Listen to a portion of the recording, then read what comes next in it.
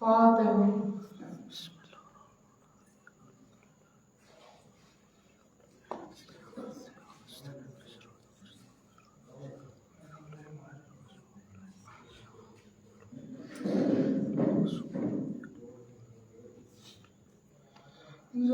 زینب پکاری رو کر عباس تم کہاں ہوتے ہیں قتل سرور عباس تم کہاں زینب پکاری رو کر عباس تم کہاں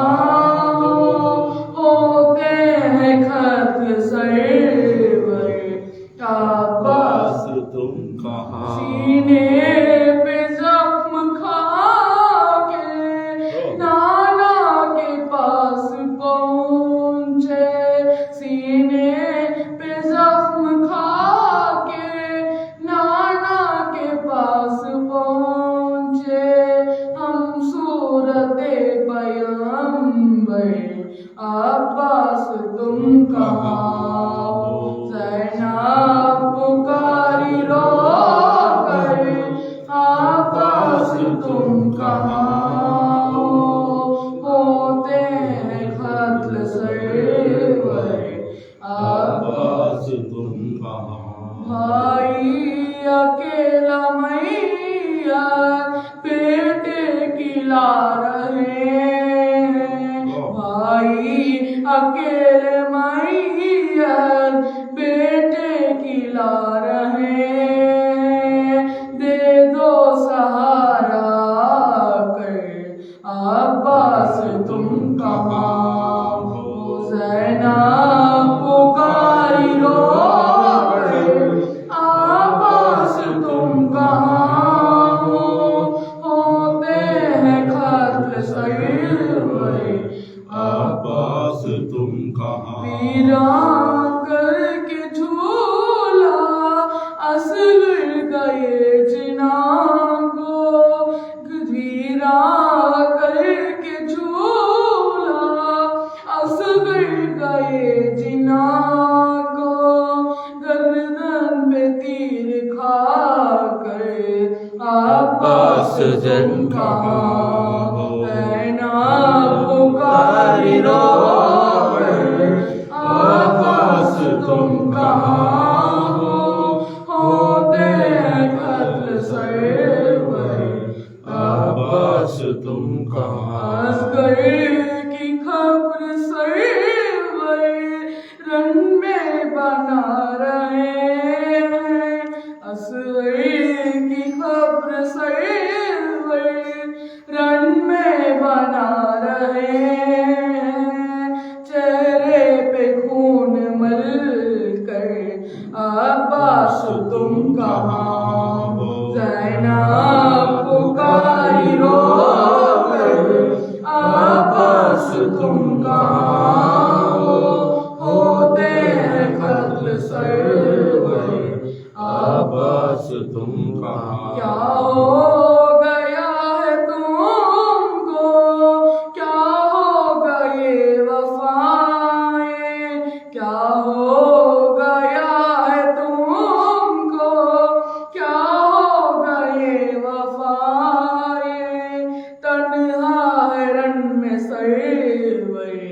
عباس تم کہاں زینب پکاری رو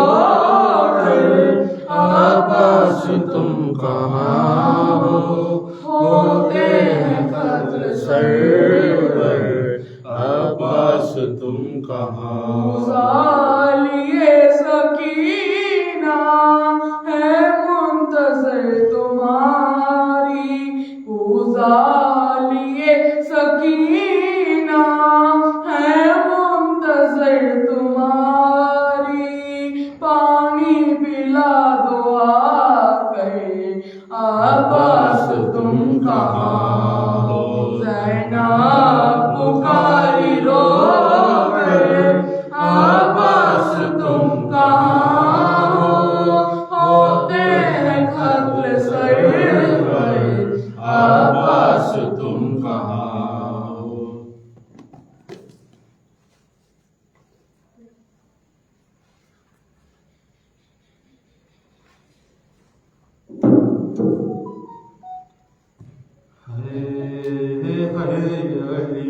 اکبر ہے علی اکبر کہتی تھی ماں خون بھری میاں سے لپٹ کر ہے علی اکبر ہے علی اکبر ارمان تپ ہے ناؤں گی پوشاک سہانی افسوس کی راہ ساہینہ تجھ کھوئے جوانی کیسا تھا مقدر ہے علی اکبر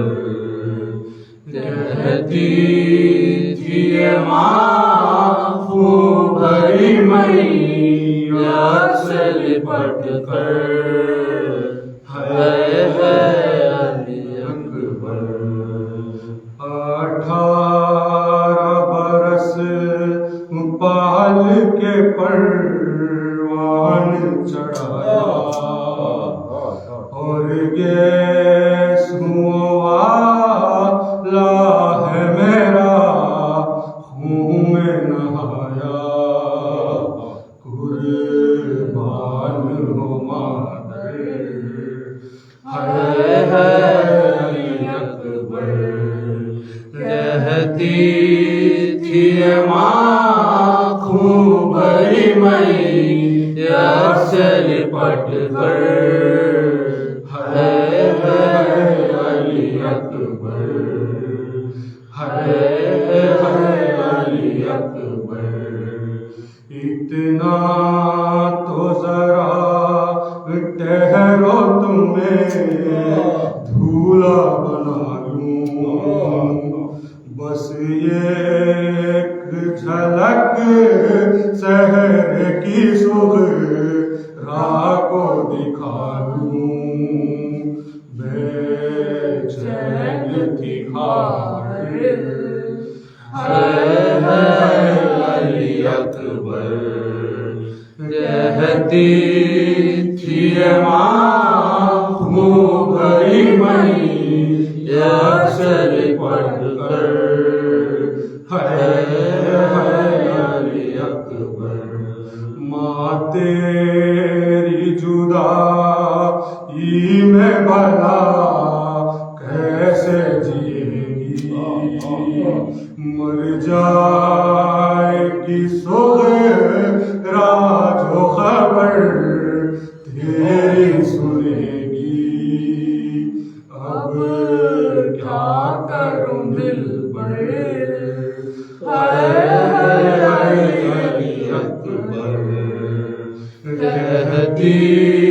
تھی ماں خون بھری میاں سے لپٹ کر ہے علی اکبر جب کوئی جوان لاش نظر آتی ہے محشر ایک یاد سوئے کر وہ بلا جاتی ہے محشر دل روتا ہے کہہ کر ہے علی اکبر کہتی تھی ماں خون بھری میاں سے لپٹ کر ہے علی اکبر ہے علی اکبر اللہم صلی علی محمد وآل محمد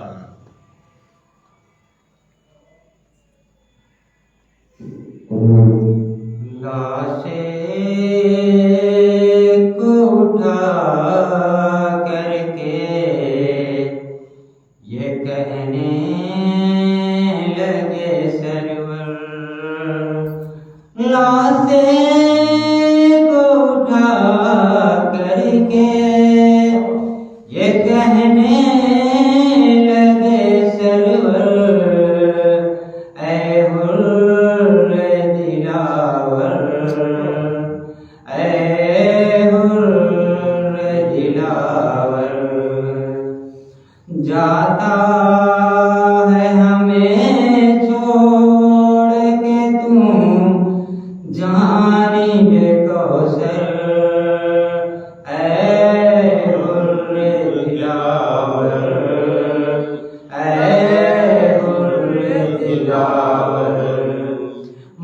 میدان پہ آ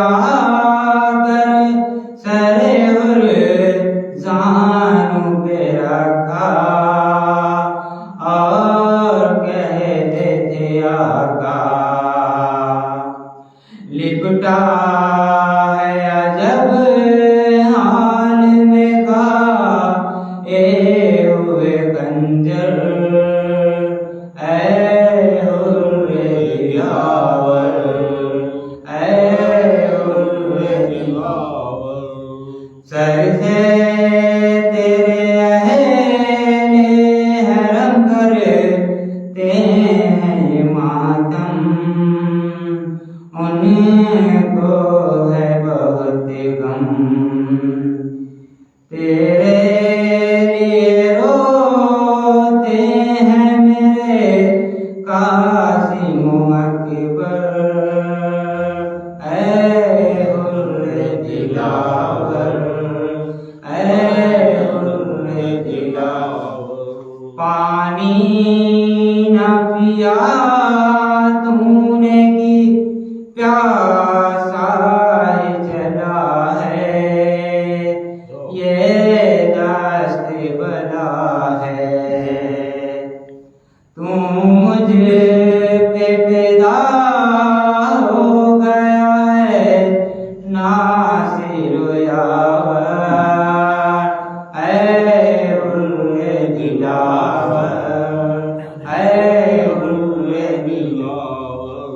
آئیں گے زیارت کو تیرے چاہنے والے کرتے ہوئے نالے ہوگا تیرا کربل کے قریب روزے اطہر اے حر دلاور اے حر دلاور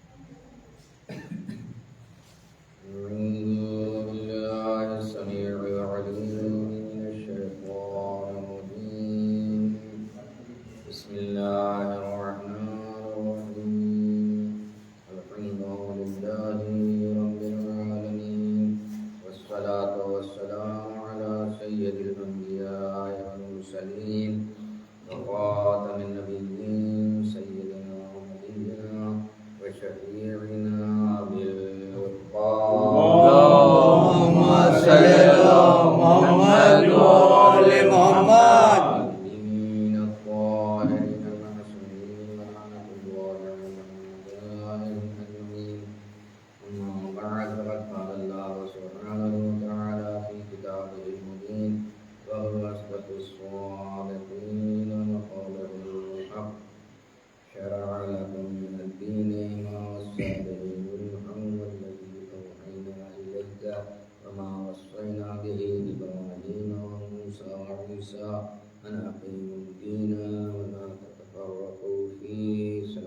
اللهم صل على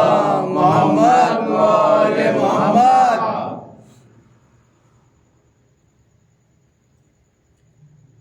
پھر بھی میں اس کا ترجمہ کر دوں کہ پروردگار عالم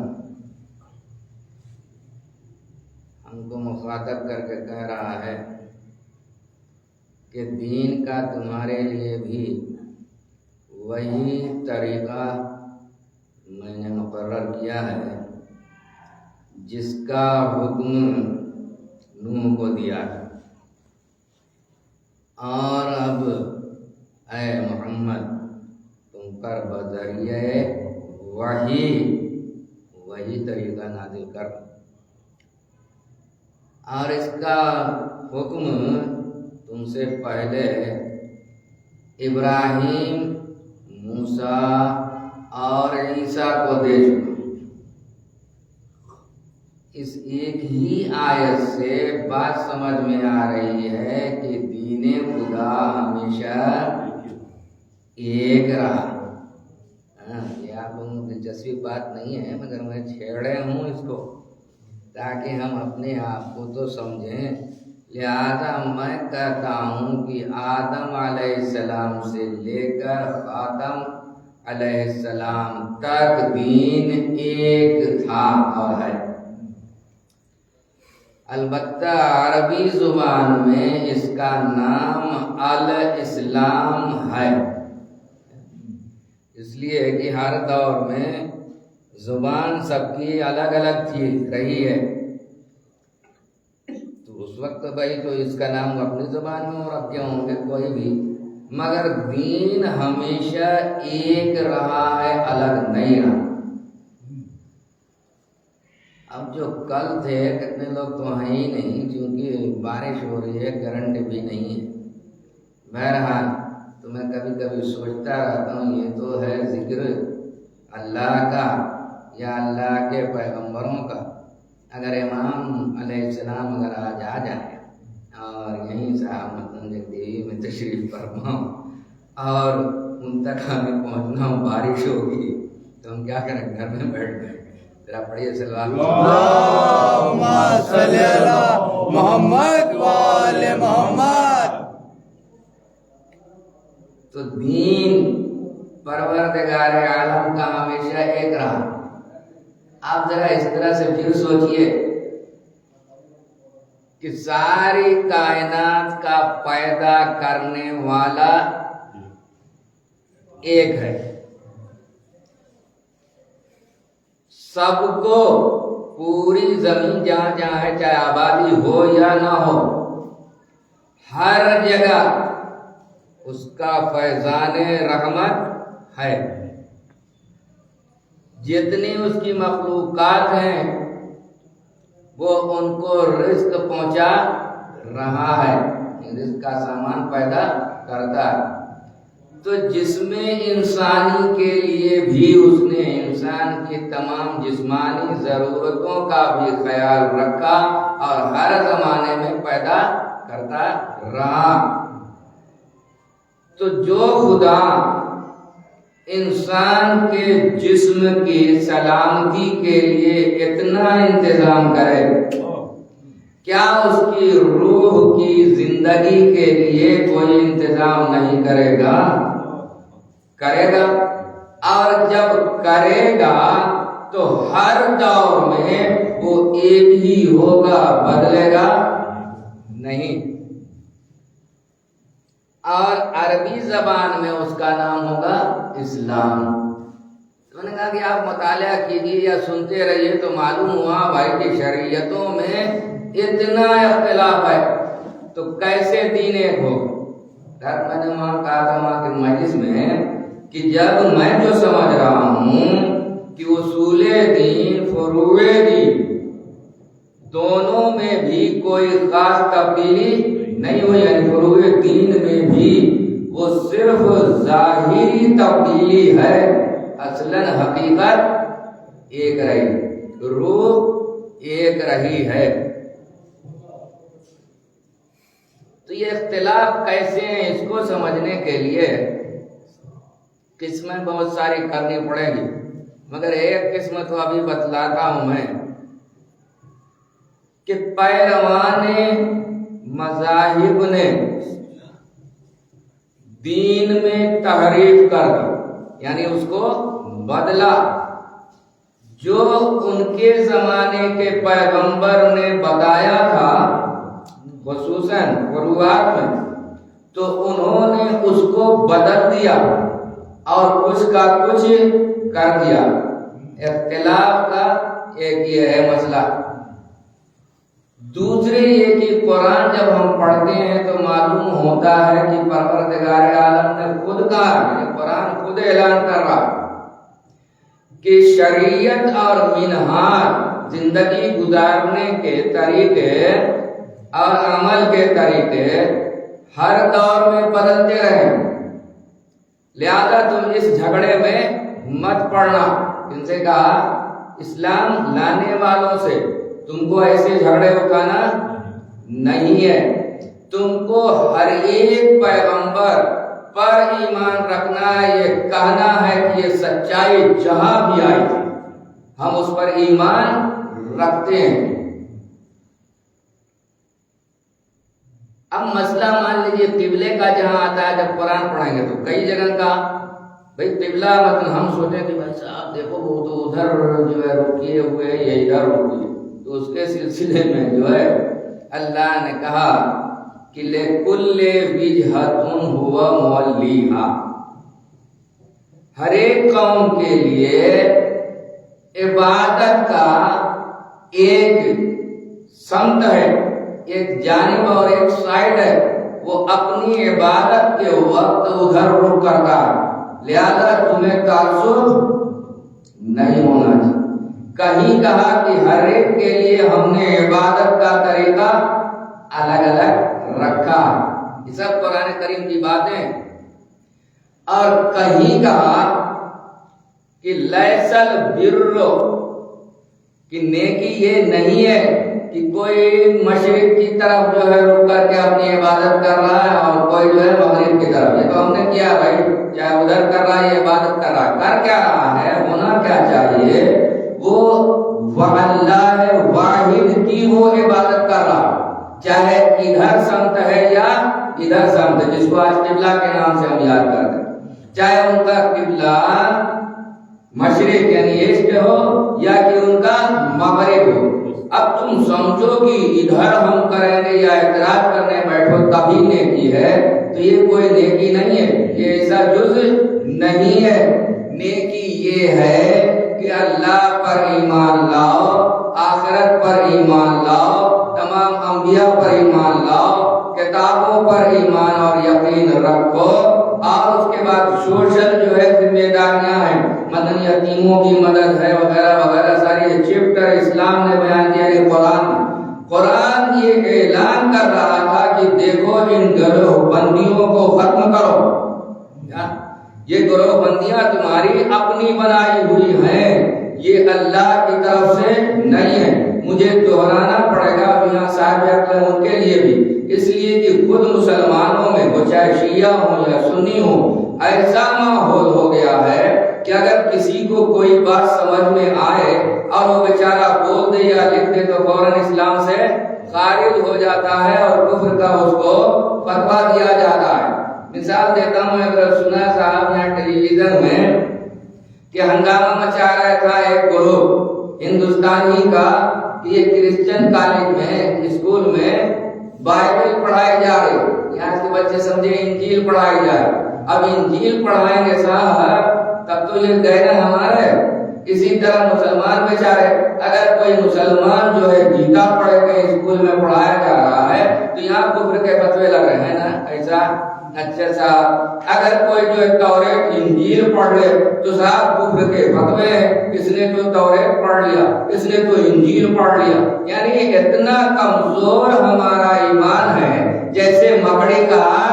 جالا ہوا کرتا ہے کہ ہاتھ لگا اور گئے۔ ارے صاحب مجھ کو یہ بات سمجھ میں نہیں آ رہی ہے کہ میں کچھ پڑھوں تو کیوں کر میں کافر ہو گیا، جبکہ قرآن یہ کہہ رہا ہے اور حدیث بھی کہتی ہے کہ الحکمت ضالۃ المؤمن این وجدہا فہو احق لہا، کہ حکمت یعنی کوئی اچھی بات، کوئی اچھا کام جہاں بھی ملے وہ مسلمانوں کی، مومنین کی کھوئی ہوئی چیز ہے۔ اس کا مطلب یہ کہ مسلمان کو حاصل کر لینا چاہیے۔ فرض کیجئے میں عربی نہیں جانتا، میں اردو نہیں جانتا، میں قرآن پڑھ کر کے نہیں سمجھ سکتا کہ پروردگار عالم نے کیا کہا، اور میں جس اسکول میں پڑھ رہا تھا اس میں گیتا پڑھائی جا رہی، سمجھ رہے نا آپ حضرات بات، تو گیتا سے مجھے اچھی بات اگر مل جائے تو یہ کہا کہ کافر ہو گئے، جبکہ پروردگار عالم کہا ہے کہ جہاں سے حق بات کو ملے تم اپنی عقل کھولو سمجھو، ایک جملہ اگر رہے تو اس جملے کا تجزیہ کرو، اس میں جتنی اچھائی ہے اسے لے لو۔ اگر اس طرح عقل سے کام کرو گے تو گویا میری طرف سے تمہیں ہدایت مل گئی۔ ذرا صلوات پڑھیں محمد محمد والے محمد۔ آج تک کیا ہم نے پڑھا، کیا لکھا، کیا سنا؟ یہی تو کہ توریت جو ہے بدل گئی ہے نا، بائبل بدل گئی، یہ سب کے سب بدل گئے، اس میں کچھ رہا نہیں ہے نہیں یہی بات یہ پوری بدل گئی۔ لیکن اب جو میں کہنا چاہوں گا، آپ لوگ قرآن پڑھ لیں، سورہ بقرہ سے لے کے سورہ مائدہ، سورہ نساء وغیرہ یہ ساری چیزیں پڑھی، تو جب مجھے قرآن سے کچھ بات سمجھ میں آ رہی تو مجھ کو ڈر کہ بھائی یہ جو ہے مجھے کفر کا فتویٰ دے دیں گے اگر میں کہا کہ بھیا کہاں پوری بدلی ہے۔ بھائی میرے لکھی ہوئی ملی تھی توریت جناب موسیٰ علیہ السلام کو، جس طریقے سے قرآن نے کہا، یاد رکھیے گا ہم سب سے کیا کہا، تمہیں ہر صحیفے پر چاہے جانتے ہو یا نہیں جانتے ہو، کوئی صحیفہ نہیں ہے آج ہمارے درمیان، ہم ان کے نام بھی نہیں جانتے، ہر کتاب پر تمہیں ایمان لانا پڑے گا۔ میں آپ سے پوچھ رہا ہوں کہ جب قرآن نازل ہو رہا تھا تو کون سی توریت پر ایمان لانا ہے نا؟ بھائی کہہ رہے ہیں بدل گئی، تو کہہ رہے جو جناب موسیٰ علیہ السلام کو دی گئی، ذرا سے بات پڑھی ادھر ادھر مت دیکھو، محمد والے محمد، سب بدل گیا۔ ارے بھائی ہیبروں میں تھی تو زمانے بدلے، یہ ہوا اس میں انسانی ملاوٹ بھی آئی، مگر سب کا سب نہیں بدلا، اس لیے کہ چاہے شیعہ ہوں یا سنی ہوں، خصوصاً توریت سے انجیل سے سید المرسلین صلی اللہ علیہ وسلم محمد والے محمد، اشارتیں جو ان انبیاء نے دی ہیں، چاہے یوحنا ہوں یا یسوع ہوں یا یسوع ہوں، سب کے خطبے یہ لکھتے ہیں اور اس کا جو ہے تعبیر کرتے ہیں کہ اس کا مطلب یہ سوائے جو ہے سید المرسلین کے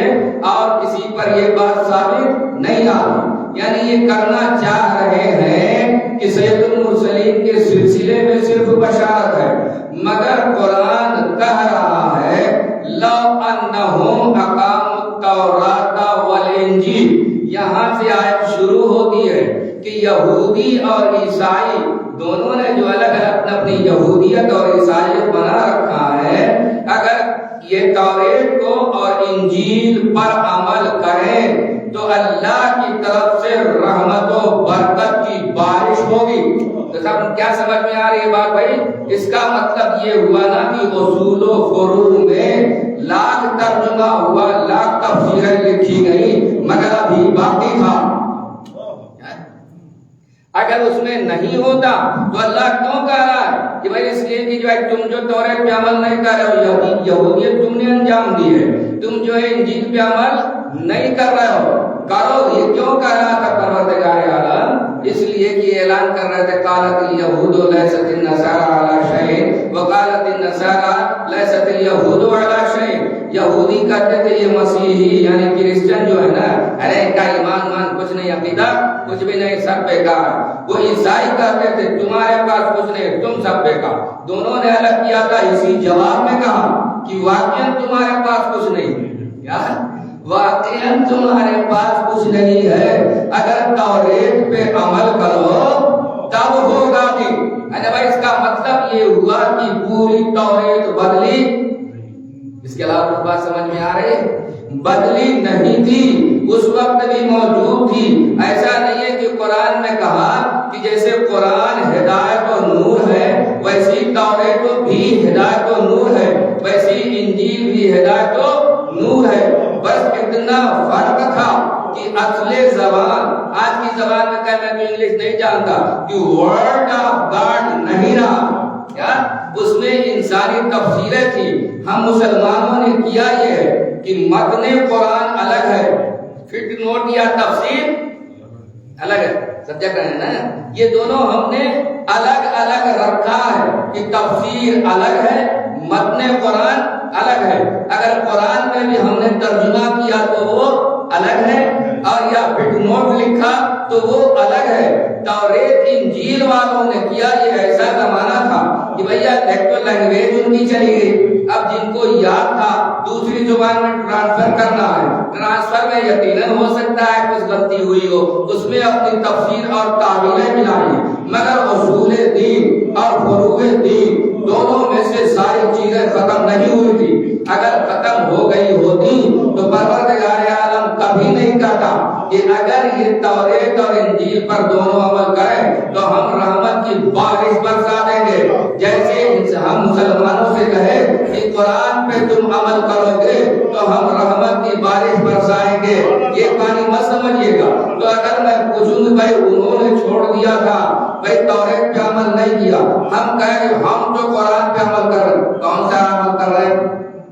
صرف نماز پڑھ لے رہے ہیں بھائی، وہ بھی ظاہری طور پہ اپنی عبادتیں یہ رسومیں انجام دے رہے تھے۔ یاد رکھیے قرآن نے بیان کیا ہے کہیں کہیں کہ بھیا ان کے یہاں بھی سود یعنی وٹی حرام تھی، شراب حرام تھی، سور حرام تھا، بعد میں سب لوگوں نے بتا یہ ساری چیزیں ان کے اس وقت بھی موجود تھی، مگر وہ تعویل کرتے تھے۔ یہودی یہ کہتے تھے صرف جو ہے یہودی سے مت لو اور سب سے ساری بددیانتی کرو، یعنی ساری یہ باتیں تھیں۔ اس کا مطلب یہ ہوا کہ ترقی ہوتے ہوتے یہاں تک جب آیا ہے مسئلہ منظر، تو جناب عالی یہاں فروع میں بھی ایک تھا۔ تو ذرا سلوات پڑھے محمد والے اللہم صلی علی محمد وآل محمد۔ بھائی یہاں جو ہم جب 73 فرقے میں ہم بٹ گئے ہیں تو وہ بھی جیسے بٹے تھے، بٹ کر کے کیوں؟ اس کو بھی اللہ نے بیان کیا کہ سب کے پاس سب دلیل موجود تھی، مگر ضد ہٹ دھرمی ایک دوسرے کی دشمنی میں الگ الگ گروہ بنایا ہے۔ میں پوچھوں چاہے شیعہ ہوں یا سنی ہوں کہ کیا بھائی اسلام نے بھی یا کسی پیغمبر نے حکم دیا تھا؟ یہاں تو ہمارا پیغمبر یہ کہہ رہا ہے، بلکہ ہر پیغمبر نے کہا ہوگا نسل انسانی ایک ہے۔ کیا تم ایک خاندان کے ہو؟ کسی کو کسی پر کوئی فضیلت حاصل نہیں ہے، چاہے کالا ہو یا گورا ہو، کسی ملک کا ہو، سب کے سب آدم کی اولاد ہو،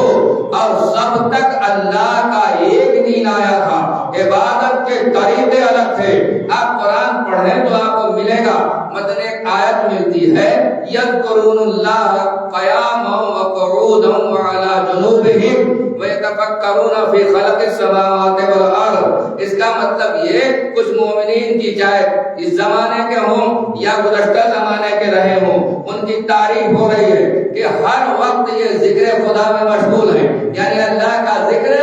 کر رہے ہیں۔ بھائی ہو سکتا ہے کسی زمانے میں وہی ان کی عبادت رہی، اللہ کا صرف ذکر کرنا، یا کسی طرح بیٹھ کر کے جیسے ہندوستان میں اب صاحب اس کو دھیان گیان کہا جاتا ہے، یہ دھیان گیان کرتے ہیں، وہی ان کی عبادت رہی ہوگی، کسی کو نماز کہا ہوگا۔ تو اس طرح ہمارے یہاں بھی ملتا ہے، قرآن سے ظاہر ہوتا ہے شریعت ہے، یعنی عبادت کے طریقے یا آپ کے قبلہ میں یہ سب کی سب ترمیم رہی ہے۔ تو اس کو تم جھگڑے کا سبب مت بناؤ، بلکہ تم آؤ۔ ہم جب قرآن پڑھتے ہیں معلوم ہوتا ہے قرآن اعلان کر رہا ہے بھائی میں کوئی نئی بات تم سے نہیں کہتا، تم پرانی کتابیں اٹھا لو اگر ہے، روایتوں کو دیکھو اور سوچو تو میں وہی کہہ رہا ہوں جو پہلے تم سے کہا گیا ہے۔ لے دے کر کے آئیے عبادت میں صرف ایک اللہ کی عبادت ہونا چاہیے، چاہے طریقہ الگ ہو، اس کے علاوہ کوئی مفہوم نہیں تھا۔ ہم ہوئے 73 فرقوں میں بٹے، ملتا ہے کتابوں میں کہ جناب موسیٰ علیہ السلام کی عمر 70 میں بٹی، جناب عیسیٰ علیہ السلام کے ساتھ 71 ہوئی یا 72 ہوئی، اور ہم تو 70 پر تھی۔ یہاں بھی ضد اور ہٹانی ہے، کیا ہمیں تعصب نہیں ہے؟ ہم دل کو ٹٹولے اپنے کو دیکھتے ہیں، مجھ میں تعصب نہیں ہے۔ یہ ہمارے محمد فطرت صاحب بیچارے دوست ہمارے ماڑے کے ٹیچر ہیں، فون کرتے رہتے ہوں، میں جسے سنتے رہتے۔ ابھی 4 دن پہلے فون کیا کہ ایک مجلس سنی ہی مولانا یعنی شیعہ مقرر کہ اہل سنت کی مسجد میں جا کے ان کی جماعت کے ساتھ نماز مت پڑھ. ان کی بات سے یہ میں نے سنا. اس کو اچھی طرح سنیے گا. اور میں بار بار کہا رہا ہوں کہ اگر آپ والا نقطہ چاہوں تو میں جہاں سے چاہوں موڑ کر کے میں آپ واہ کرنا چاہیں کرا سکتا ہوں. تو آپ کیا کہتے ہیں؟ میں نے کہا بھائی ہم نے ایسا ماحول بنایا. پہلے سنو بعد میں میں اسلام بتلاؤں گا کہ اسلام کیا کہتا ہے. ہم نے شیعہ سنی مسجد سب بن گئے بھائی. اہل سنت میں ہندوستان میں یہ بریلی کی ہے, یہ اہل حدیث کی مسجد ہے, اور یہ حنفی مسجد ہے. بھائی اب ہوا سب ایک دوسرے سے ڈر رہے ہیں کیونکہ واقعہ ہو چکا. میں اہل سنت کی مسجد میں جانا چاہ رہا ہوں, ڈر رہا ہوں جانے سے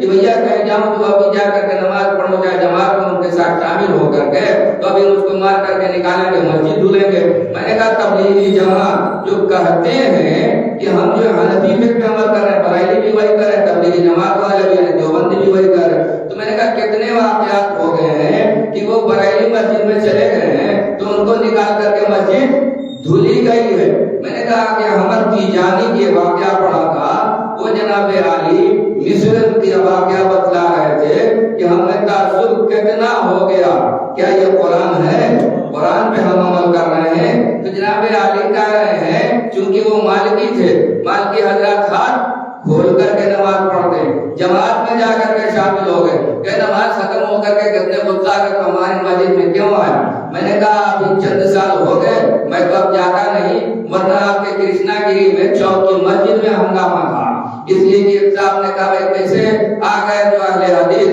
بغیر ٹوپی کے مسجد و جماعت میں شریک ہو گئے, سمجھ رہے ہیں نا, بغیر ٹوپی کے وہ آ کر کے نماز پڑھ لیا. میں نے کہا بھائی یہ کہاں جزو نماز لکھا ہے کہ ٹوپی ہونا چاہیے. کیا وہ جو ہے رفع یدین کرتے ہیں اللہ اکبر, یعنی رکوع میں جانا ہے تو ہاتھ اٹھا کے اللہ اکبر, سجدے میں جانا ہے تو ہاتھ اٹھا کے اللہ اکبر. میں نے کہا وہ تو میں بھی کر رہا ہوں. تو دیکھا آپ نے کیا ہم نے عمل کیا.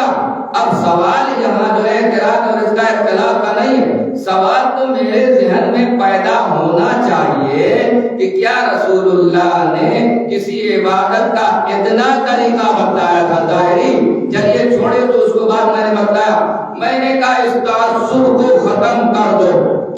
تعصب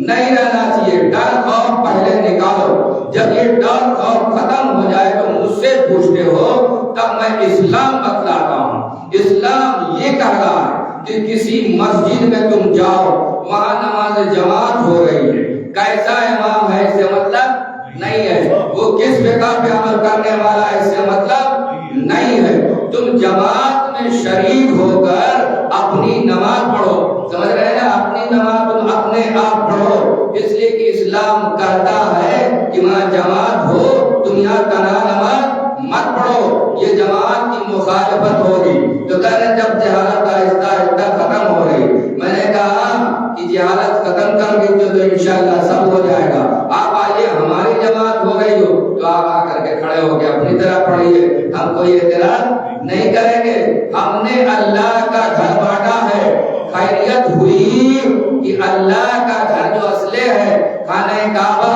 وہاں پہلے ہی سے جناب ابراہیم علیہ السلام کے زمانے سے جب بنا تو کہا کہ طواف کرو, یعنی پورا چکر لگانا چاہیے, گھومنا چاہیے. اگر پورے گھومنے کا مسئلہ نہ ہوتا تو کعبہ بھی بانٹ لیتے. خیریت کی خدا جو ہم نے بانٹا نہیں ہے. اب کوئی یہ جو نہیں کہتا کہ بھائی یہاں یہ اہل حنود ہے, ان کا خدا الگ ہے اور ہمارا خدا الگ ہے, تو یہ انسان ہے جناب عالی, ہمیشہ دین ایک رہا. کتنا تعجب مجھے ہوتا ہے جب مسلمانوں کی کتاب میں پڑھتا ہوں کہ یہ رسول امن ہے, اور سید المرسلین رسول امن ہے. عرب والوں سے کہہ رہے تھے بھائی ایک ہو جاؤ, یہ جھگڑے فساد بند کرو. مگر جناب عالی ان مسلمانوں سے میں پوچھوں کہ کیا بھائی تم نے دنیا کو امن میں رکھا ہے؟ سوال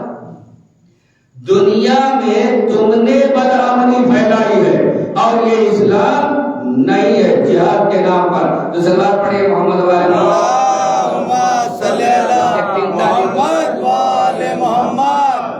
تاریخ میں نے سوچا تھا اسی میں تاریخ دین بدلا نہیں ہے, ہمیشہ ایک رہا. جو ہوتا رہا وہ ہم نے بدلا, یا کہ اللہ کی طرف سے تھا تو حقیقت اور روح ایک تھی, صرف انداز جو ہے الگ تھا. جیسے ہر زمانے میں ایک پیغمبر کے تبلیغ کا بھی انداز ماحول کے اعتبار سے تھا. اس کو یوں بھی سمجھ لیجئے, آج ہم اپنے 4 برس کے 5 برس کے بچے کو اسکول میں لے جائیں اور لے جا کر کے کہیں بھیا اس کا جو فرسٹ اسٹینڈرڈ میں اتنا پیسہ لے لو اور فرسٹ اسٹینڈرڈ میں جو ہے اس کا جو ہے ایڈمیشن لے لو, تو کوئی لے گا عقل مند بیوقوف اس کا ہم فرسٹ اسٹینڈرڈ میں کیسے لیں, ابھی اس کی ذہنی صلاحیت ایسی نہیں ہے. تو جس زمانے میں انسانوں کی ذہنی صلاحیت جیسی تھی ویسے ہی شریعت عمل کی دی گئی. اب آگے میں کہہ رہا ہوں کہ اگر تفصیل میں جاؤں تو مقدمات کرنے پڑتے ہیں. یہاں جناب علی اسلام کا کہ سب سے پہلا انسان جو آیا وہ عالم کامل تھا, وہ سب کچھ جانتا تھا, مگر اس کی جو اولاد ہوئی ہے وہ عالم پیدا نہیں ہو رہے, اس کی ذہنی سطح ایسی نہیں تھی. اس کے بعد لوگوں نے شرک کرنا شروع کیا. ہر زمانے میں ہر پیغمبر کا کام 2 تھا. جب دین کے ماننے والوں نے دین بدلا ہے تو اس کو صحیح کرنا, اور جو انہوں نے شرک کیا ہے اتنے خدا بنا دیے ہیں ان کو سمجھا کر کے ایک اللہ کو منوانا اور اس کی عبادت کرنا. تو آپ حضرات سنتے ہیں نا کہ جناب علی کعبہ میں حرم میں 360 خدا بنائے بیٹھے تھے. آباد کیا ہے جناب ابراہیم علیہ السلام نے. ذرا دیکھیے انسان کے اللہ نے بالکل صحیح کہا ہے کہ یہ جو ہے ضدن صرف کر رہے ہیں, یا یہ سوچتے ہیں ہم یہ چھوڑ دیں گے تو ہماری دنیا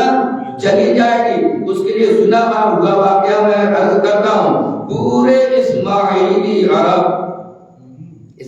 سمجھ گئے نا, یعنی جناب اسماعیل علیہ السلام کی اولاد عرب میں جہاں جہاں بھی تھی خانہ کعبہ کو محترم سمجھتی تھی, عمرہ اور حج کو آتے تھے, سب کچھ یہ کیا کرتے تھے, مگر اتنے الگ الگ اپنے خدا بنائے بیٹھے تھے. مگر جب ابرہہ آتا ہے یہ بھی ضدن آتا ہے, کیا یہ بھی ضدن آتا ہے کہ اس کو کعبے کو ہم گرا دیں گے, یہاں لوگ کیوں جا رہے ہیں, ساری چیزیں قرآن نے بیان کی, اس کو آپ لفظوں میں کہہ دیجیے. ہم ان کی عبادت گاہ سے نفرت کرتے ہیں, وہ ہماری عبادت گاہ سے نفرت کرتے ہیں. قرآن ان ساری چیزوں کو ختم کرنا چاہ رہا, مگر ہم انسان مانیں گے کیسے. تو آپ ابرہہ لشکر لے کر کے آ گئے, سنی ہوئی بات, مگر دیکھیے گا ان کا نیچر اور فطرت کہتی کیا. ابرہہ لشکر لے کے آ گیا, 10 یا 40 جن جتنے بھی تھے لے کر کے آ گئے, اور جب آئے ہیں تو یہاں 9 یا 13 حاجی بھی لے کر کے آیا, اسی لیے اس کے بعد عام الفیل کہا جاتا ہے اس کو. تو جناب عبد المطلب جو مرسل آدم کے دادا, ان کے اونٹ تھے چراگاہ میں, اس نے سب پہ قبضہ کر لیا. پورے مکے والے سب نے اپنا گھر چھوڑ دیا, پہاڑوں میں چلے گئے. سمجھے آپ میں نے کہنا کیا چاہا, ذہن گیا کچھ. پورے کے پورے سب چھوڑ گئے سوائے ابو طالب کے, کوئی بھی یہاں رہا نہیں. اب ذرا سوچئے کہ بھائی بنا کے رکھا یہ جو ہے خدا جنگ میں فتح دے دے, میری نصرت کرے, اور یہ جو ہے رزق دے دے, سب بنے ہیں بھائی خدا. تو جب خدا تم نے بنا رکھے ہیں تو ابرہہ کے ڈر سے بھاگے کیوں؟ بھاگنا نہیں چاہیے تھا نا بھائی, تم یہی رہو. تم کہہ رہے ہونے کہ یہ جو ہے دشمن کے مقابلے میں ہمیں ہماری نصرت کرے گا, فتح کرے گا, فتح دے گا, تو بھائی بھاگو نہیں, تم اسی سے کہو نا کہ ابرہہ سے بچا لے. سمجھ رہے ہیں میری اس چیزوں کو سوچئے اور اچھی طرح غور کیجئے. مگر سب نے مکہ چھوڑ دیا شہر خالی کر دیا۔ اس کا مطلب یہ ہوا کہ ان کا نیچر بدلا رہا تھا کہ یہ ہم نے جو خدا بنا رکھے ہیں یہ کچھ بھی نہیں ہے، یہ کچھ بھی نہیں ہے۔ اسی لیے کہا جاتا ہے کہ دین اسلام اصلاً دین فطرت ہے، یعنی انسان کا نیچر اس کو قبول کرتا ہے، زندگی سے چھوڑا ہے۔ مگر ایک ذات رہ گئی، کون سی رہ گئی؟ جناب ابو طالب کی اتنا بڑا لشکر، لگتا ہے ان سے کسی نے نہیں کہا ارے ابو طالب تم بھی چھوڑ دو، تم بھی چھوڑو، تم بھی آ جاؤ ہمارے ساتھ، اتنے بڑے لشکر سے مقابلہ کیسے کرو گے؟ وہ سمجھ رہے تھے ہم اور ہیں عبد المطلب اور ہیں، ہم اور ہیں عبد المطلب اور ہیں، ہم بنائے ہوئے خدا پہ بھروسہ کرتے ہیں یا اس خدا پہ جو ساری کائنات کا خالق ہے۔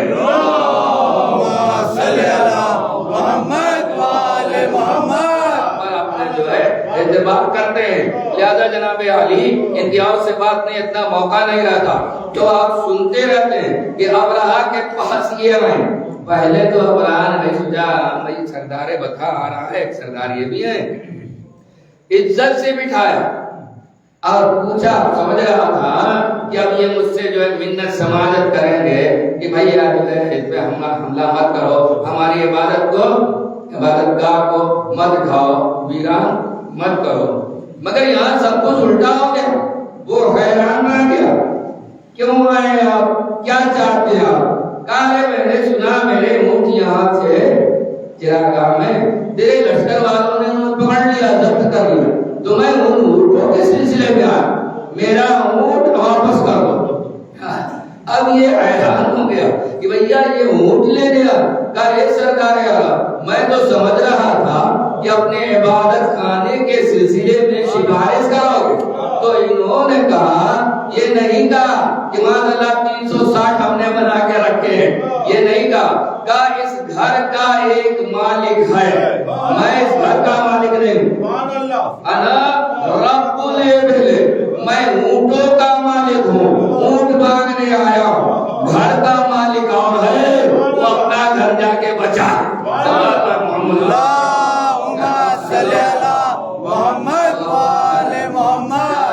بچائے یہ ایمان کامل تھا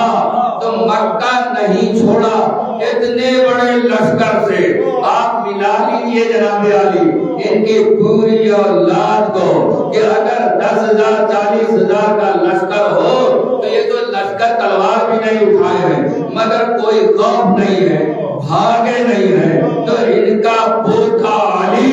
یا ان کا پوتا محمد لشکروں سے ڈر کر کے بھاگے گا کیوں؟ اللہم صلی اللہ محمد وآل محمد۔ نہیں ہے، اس طریقے سے انہوں نے بہت ساری چیزیں کی جس کو اسلام نے قبول کر لیا۔ مسلمان لکھتے ہیں ایسی، اس میں یہ بھی کہ باپ کی منقوہہ سے جو وہاں کا رواج تھا ہرگز سوتیلی ماں سے بھی عقد کر لیا کرتا تھا سوتیلا بیٹا، اسی طرح خمس کیا، اسی طرح اور بھی ساری چیزیں کہتے ہیں کہ اسلام نے اسے قبول کر لیا۔ یہ مسلمان علماء لکھتے ہیں۔ میں کہہ رہا ہوں کیوں نہیں کہتے کہ بھیا یہ جناب ابراہیم علیہ السلام سے تھا اور یہ ان پر عمل کر رہے تھے، لوگوں کو آہستہ آہستہ وہی بتلا رہے تھے۔ کسی نے بھی یہ نہیں کہا کہ ابو عبد المطلب نے کبھی بھی بت کی پوجا کی ہو۔ سلام پڑھے محمد اللہم صلی اللہ محمد وآل محمد۔ بحث ہوتی ہے وہاں رسول اسلام صلی اللہ علیہ وسلم سے لوگ پوچھتے محمد وآل محمد۔ تو جناب ابراہیم علیہ السلام کی ایک دعا ہے قرآن،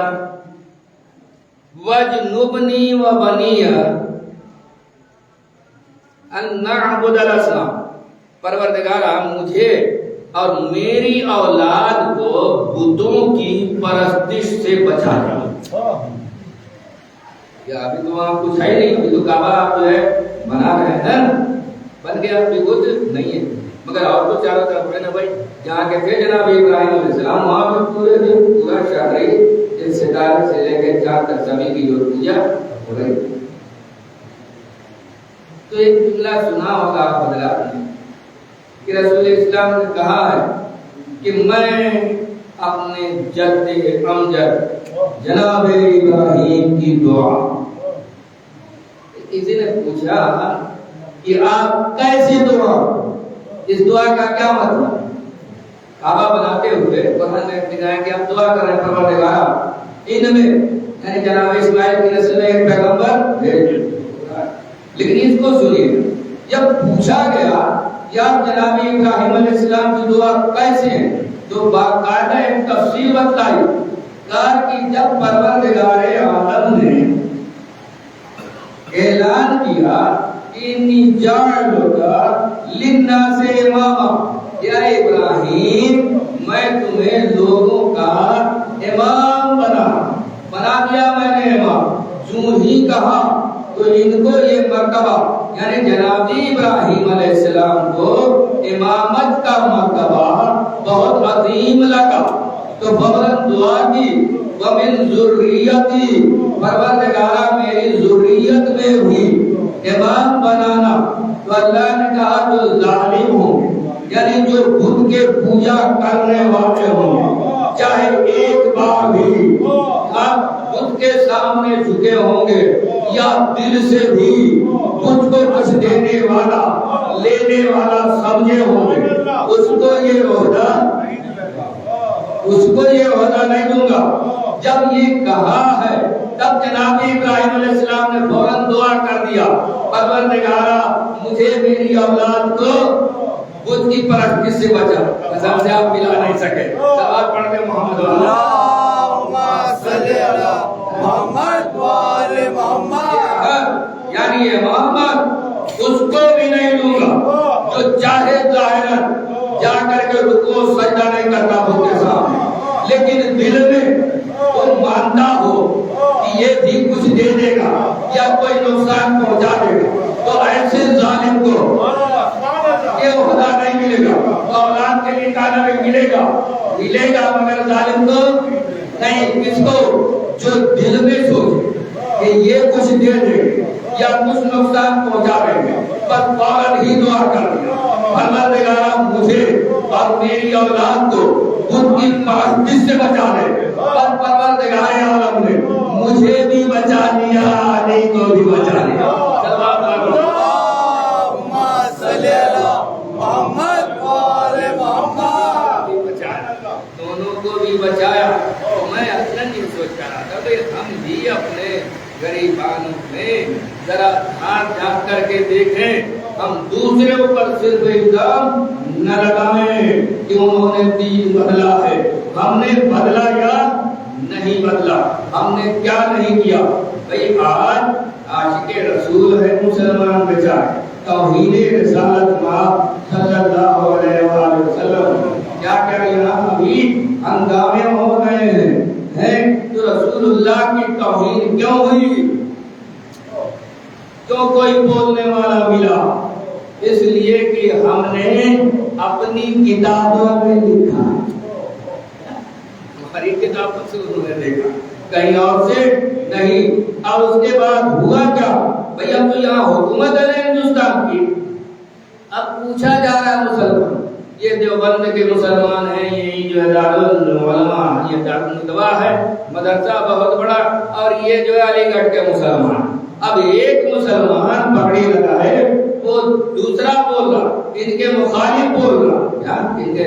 ایک گروپ ہے۔ اب ان سے پوچھا جا رہا ہے، دیکھیے میں ٹی ویژن سے دیکھا، پڑھا کتاب میں نہیں،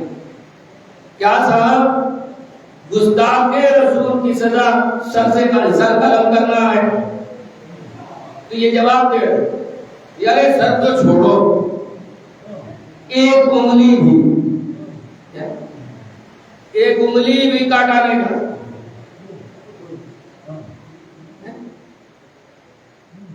اب دوسرے صاحب آپ کیا کر، ارے حضور کو وہیں سامنے کا نہیں دیتے، سب کچھ کرتے تھے۔ بھئی آپ نماز پڑھ رہے ہیں تو لا کر کے اوجھڑی بھی ڈال کے دے۔ تو آپ کی بیٹی فاطمہ زہرا نے کہا کہ بابا ان کے لیے بد دعا کیجیے، تو حضور نے بد دعا کے بجائے دعا دے دی کہ پروردگارا انہیں ہدایت فرما، یہ جانتے نہیں، حدیث بھی ملتی ہے کہ میں لعنت یعنی بد دعا کرنے کے لیے پیدا نہیں ہوا، مگر حدیث کو کلی طور پہ نہ سمجھیے، کیا کہا ہے اگر کوئی مجھے رسول نہیں مانتا، میں پیغام دے رہا ہوں، ان کے لیے بد دعا نہیں کروں گا، پتھر مارے بد دعا نہیں کروں گا، گالی دے بد دعا نہیں کروں گا، ہدایت کی دعا کروں گا۔ لیکن اگر کوئی کلمہ پڑھ کر، نہیں سمجھے، اگر کوئی کلمہ پڑھ کر مذاق اڑائے تو میں اسے لعنت کروں گا۔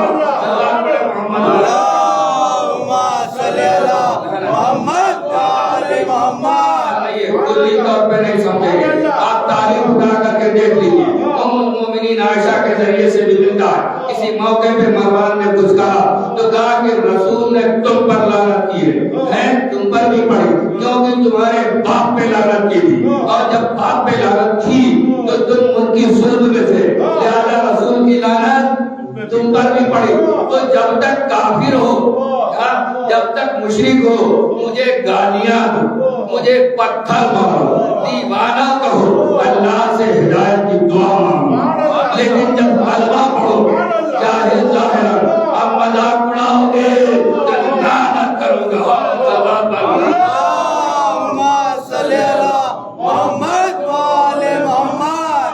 اور میں وقت آئے گا تو تم کو اپنی بارگاہ سے بھی نکال، یہ ساری چیزیں تو موجود ہیں، بس ثابت ہے جناب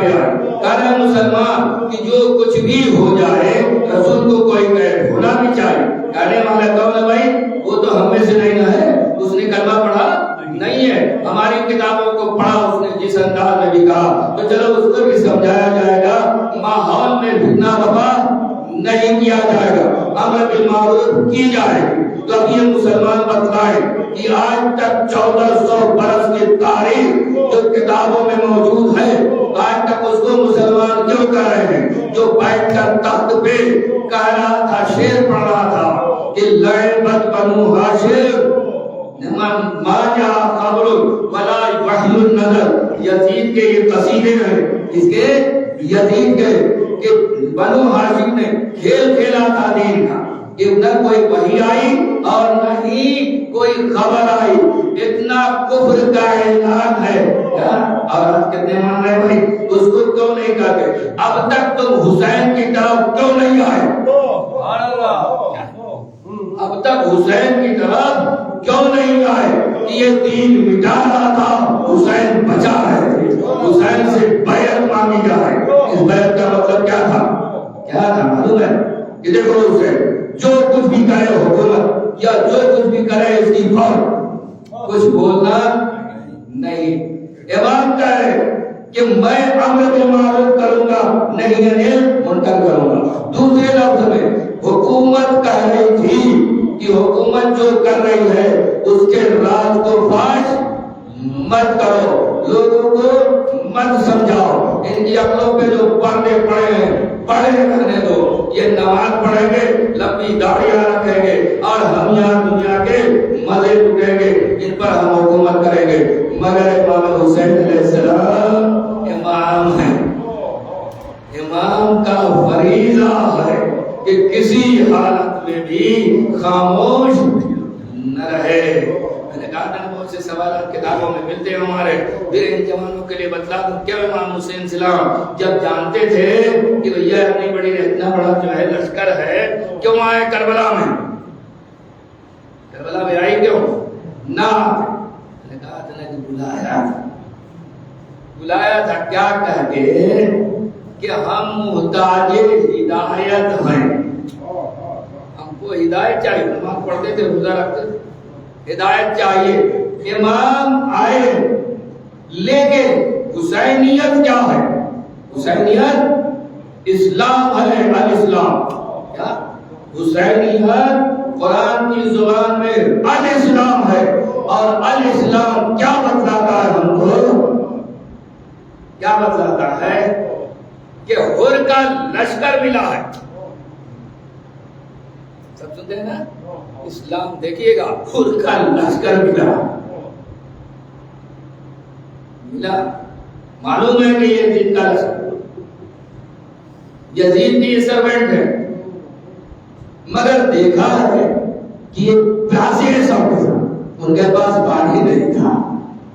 الاسلام سنیے گا، چاہے الاسلام کہیے یا حسین نے بتلایا ہم کو کہ ہمیں کیسا ہونا چاہیے. اگر زیادہ ہے تو ذرا ان چیزوں کو تھوڑے سی بتائیں، ہمیں فائدہ کرنا چاہیے. سب کو بھیا عباس، بیٹا علی اکبر، بیٹا قاسم، چلو ان کو پانی پلاؤ. اگر چاہتے امام حسین علیہ السلام جو مسلمانوں کا طریقہ ہے تو لشکر حر کو وہیں ختم کر دیتے، مگر پانی پلا. جانتے ہیں کہ وقت کتابوں میں کیا لکھا؟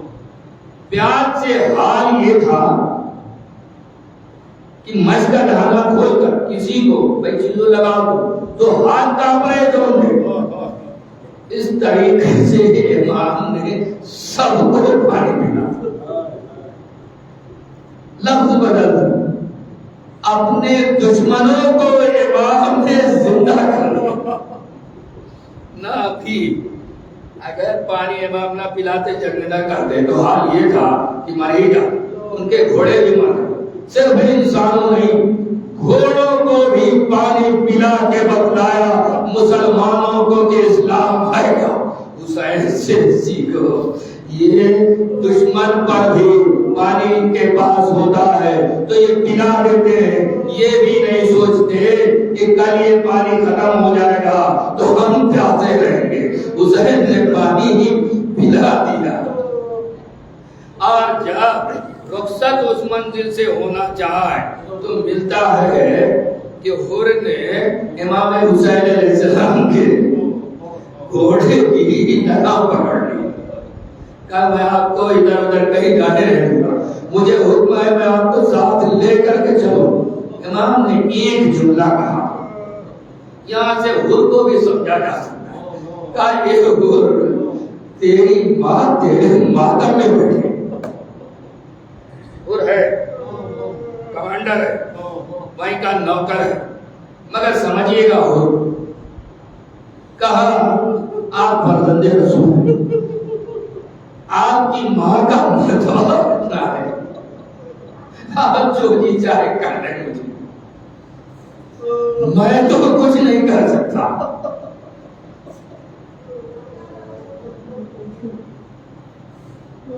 یہ کرنے کا ہے کہا دو لفظ کہ ہم حسینی ازادار تو کوئی تعصب نہیں ہونا چاہیے کسی بھی مذہب کا ہے. اس لیے میں ادھر دیکھتا رہتا ہوں، کبھی سن لے بھائی یہ ہمارے مذہب کا نہیں ہے، ہم تبرک بانٹ رہے ہیں، اس کو نہیں دیں گے. ہوتا ہے کیوں کیا تم نے؟ پڑھی تاریخ، اسلام کیا ہے، اہل بیت کا طریقہ کیا ہے، سیکھو. اور یہ مت کہنا کہ ہم انہیں نہیں دیں گے، یہ کہو کہ ہم حسینی ہیں، کوئی بھی اگر آ جائے گا تو ہمارے پاس جو ہے ہم دے دیں گے، ہم دیں گے. چاہے بھوکا ہو نہ ہو، کسی بھی مسلک کسی بھی مذہب کا ہو، ہمارے پاس ہے تو ہم دیں گے. تو حر کا نعرہ تو لگا. دو باتوں سے اس سے پہلے بھی معلوم ہو گیا، کیونکہ ظہر کی نماز پڑھی امام نے تو پورا لشکر حر کے ساتھ امام کے ابتدا میں سب نے نماز پڑھی، اور ظہر کے بعد امام نے تقریر کی ہے. اور جب ان سب کو معلوم ہو چکا ہے تو عصر کی نماز میں حر شریک رہے، دوسرے شریک نہیں رہے.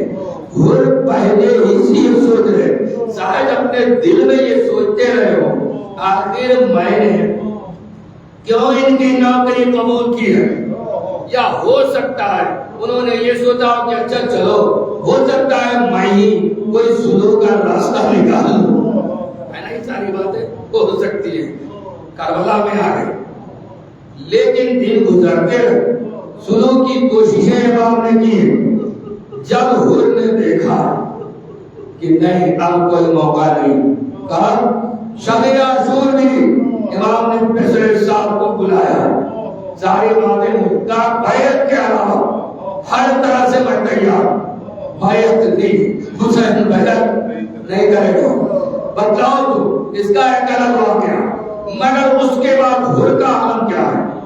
کہ جب اب سلوک کا کوئی موقع نہیں ہے، سب ختم ہوں گے، تو چہرے پہ زردی ہے، خوف ہے، مہار بھی کہیں نام لکھا جاتا کہیں دوسرا کہ اس نے خیمے میں بیٹھے ہوئے دیکھا چراغ کی روشنی، اس وقت چراغ کی روشنی جل رہی ہوگی، وہ تو خود بھی پیلی ہے، مگر اس میں حر کا چہرہ ایسا پیلا نظر آ رہا ہے جیسا خون ہی نہیں ہے جسم میں، تو کہا ہے ارے آپ کا یہ عالم کیا ہے؟ اگر کوئی پوچھتا کہ بھائی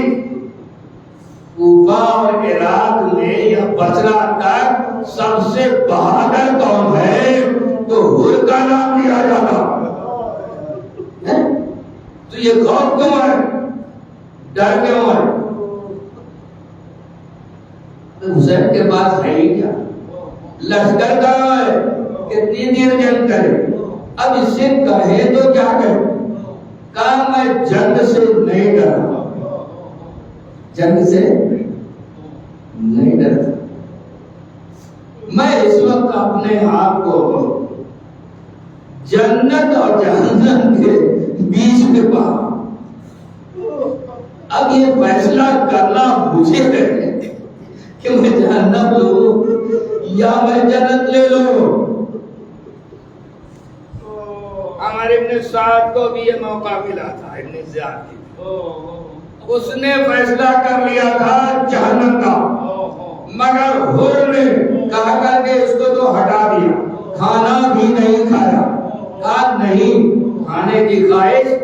نہیں ہے، سب کی خوشیاں وہاں ہیں، مگر رات کو سمجھیے گا یوں ہی حر اعلان کے ساتھ امام حسین علیہ السلام کے پاس نہیں آ سکتے تھے کہ میں جا رہا ہوں امام حسین کی طرف، نہیں ہرگز نہیں۔ جب بھائی وغیرہ کو معلوم ہوا ہے کہ چہرہ زرد ہے، کھا نہیں رہے ہیں، پی نہیں رہے ہیں، تو بھائی بھی جب آیا ہے تو امام جب حر نے ہاتھ پکڑا ہوا ہے اور لے کر کے میدان کی طرف چلے، دیکھیے ایک طریقہ حر نے ایک طریقہ بتلا دیا کہ ابھی اوپن طور پر اس سے کچھ بھی مت کر، لے کر کے چلے،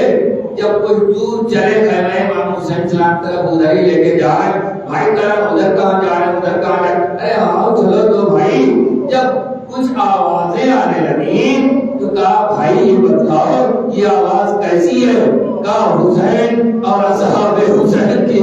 تسبیح و تحلیل کی آواز، پہلا جملہ، کہا بھائی ذرا سوچو اسلام کدھر ہے، یہاں شراب کے جام اڑے جا رہے ہیں، وہاں ذکر خدا ہو رہا ہے، یہ تمہارا کام ہے سوچنا، اور آگے چلو اور آگے چلو، آگے بڑھے۔ اب سن رہے ہو کچھ بھائی کہاں خیمہ حسینی سے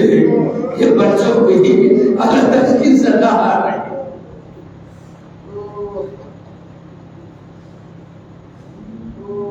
بھائی کی عقل شاید کھل گئی ہے، کہا بھیا میں سمجھ گیا،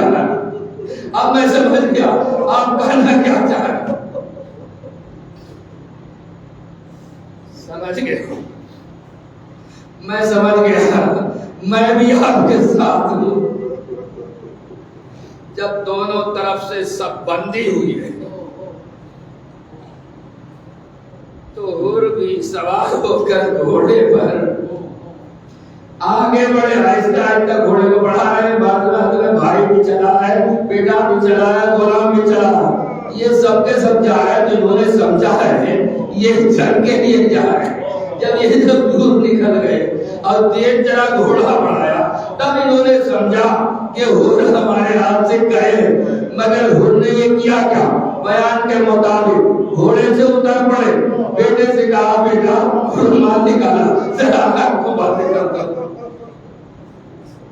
اے حر جناب اسماعیل نے اپنے بابا سے کہا تھا بابا بیٹے کو ذبح کرنا ہے، آگ پہ پٹی باندھ دیجیے، تو کیا ایسا موقع ہے آگ پہ پٹی کیوں باندھ رہے؟ ارے تاکہ تمہیں معلوم میں حضرت رسول سے کیسے آگے ملا ہوں، جس نے مجھے نہیں پورے لشکر کو پورے جانوروں کو سیراب کر دیا تھا، میری وجہ سے حسین اور حسین کے ننھے ننھے بچے اللہ تعالی کی صدا بلند کر رہے ہیں۔ دوسرا مرتبہ سمجھیے گا، حر جب آنا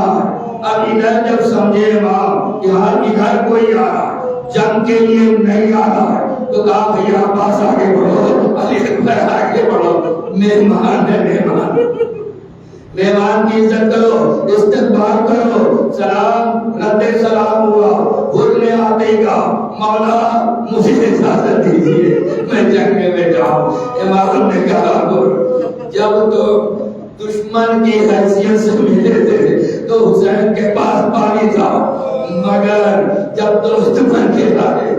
تو حسین کے پاس پانی نہیں ہے۔ اے میرے دوست اے حر تھوڑی دیر کے لیے یہاں بیٹھ جاؤ سائے میں۔ حر نے کہا مولا بیٹھنے کے لیے نہیں آیا، اگر مجھے نہیں بھیج رہے تو میرے اولاد بیٹے کو بھیجیے۔ حر نے اپنا بیٹا قربان کر کے بتلا دیا کہ صاحب ایمان ایسے ہوتے ہیں کہ غلطی ہو جائے تو اس کو توبہ کرتے ہیں، اور حسین جیسا کریم امام ایسا ہوتا ہے کہ وہ گلے بڑھ کے لڑاتا ہے اور اس کی تعریف۔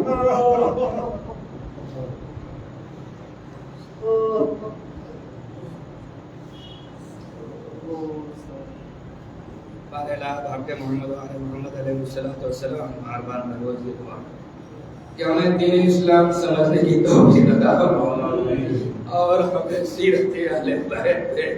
چلنے کی توفیق عطا فرمائے اور ادائے مام شریعت کے دائرے میں منانے کی توفیق عطا فرمائے۔ ہمارے دلوں سے تعصب اور دوسرے انسانوں سے نفرت نکال، جو تیرے رسول اور ہمارے ائمہ کا کردار اور طریقہ تھا ہمیں توفیق عطا فرما کہ ہم اس پہ چلیں اور جلد از جلد وارث خون مظلوم کا ظہور۔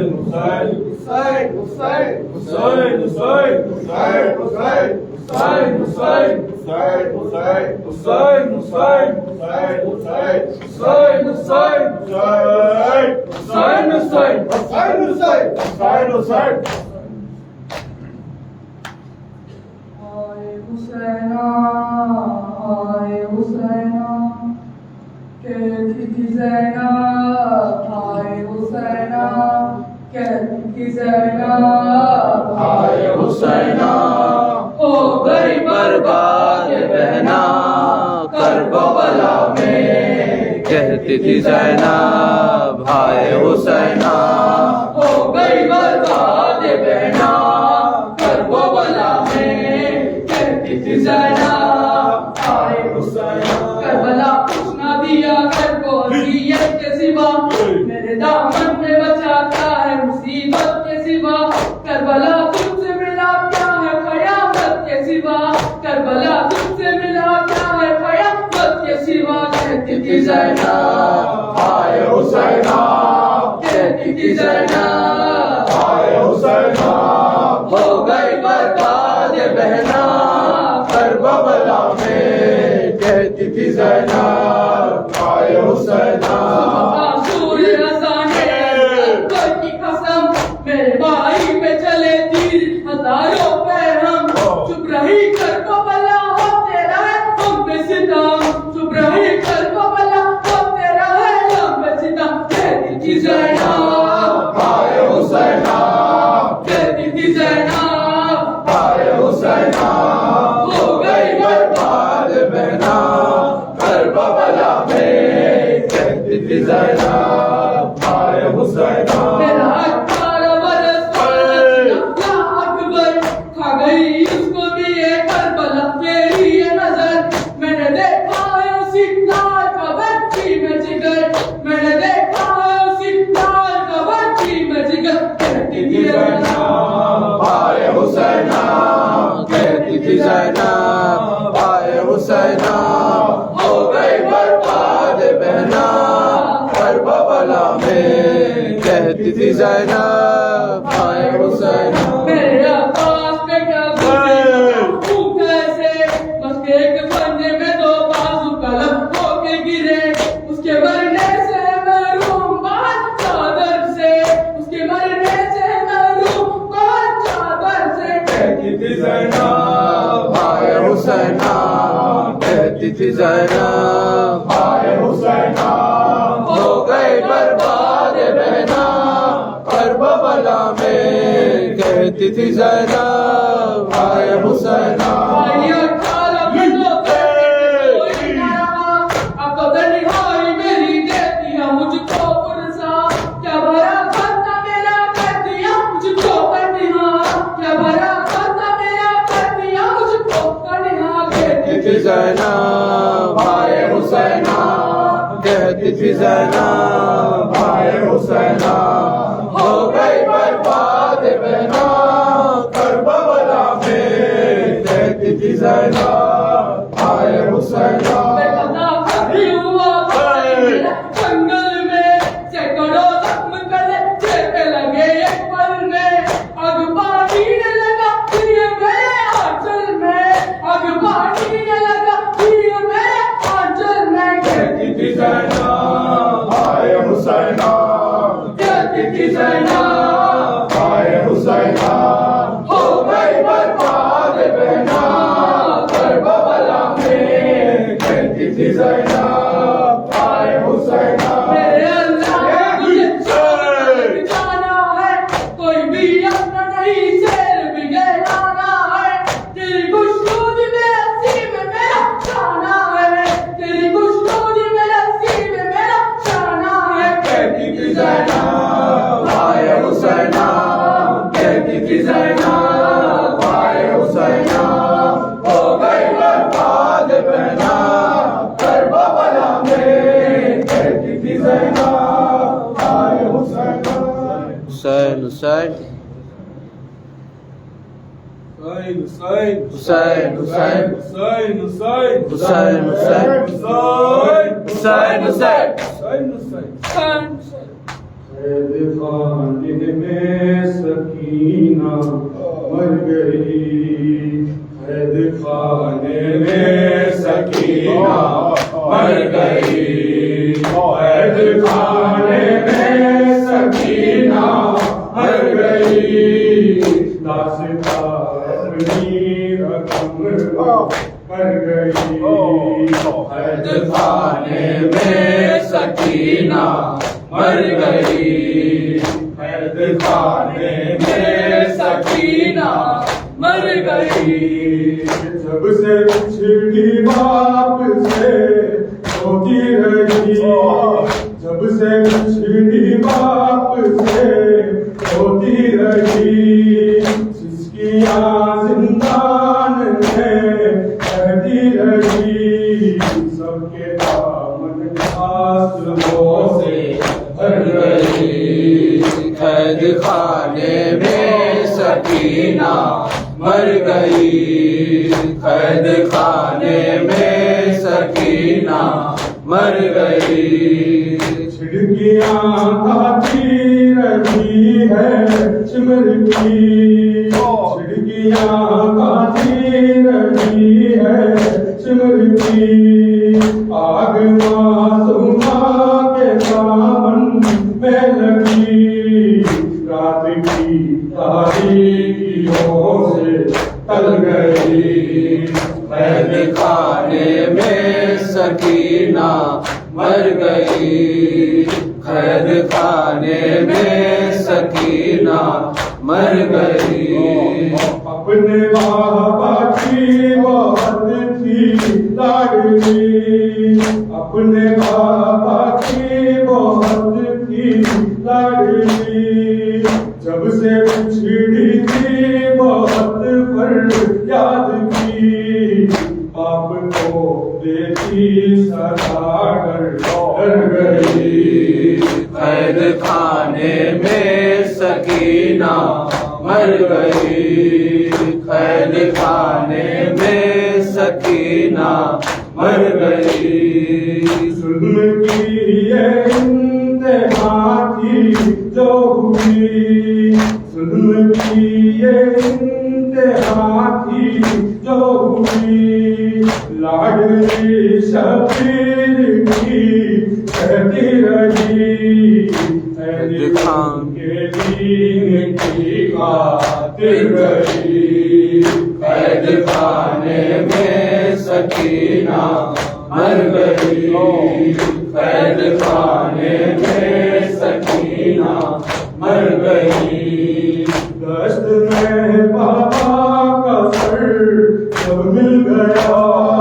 دشت میں بابا کا سر جب مل گیا، چاہے معصومہ کو اس دم آ گیا، بابا بابا کہتے کہتے مر گئی، قید خانے میں سکینہ مر گئی، قید خانے میں سکینہ حسین حسین حسین حسین حسین حسین حسین حسین حسین حسین حسین حسین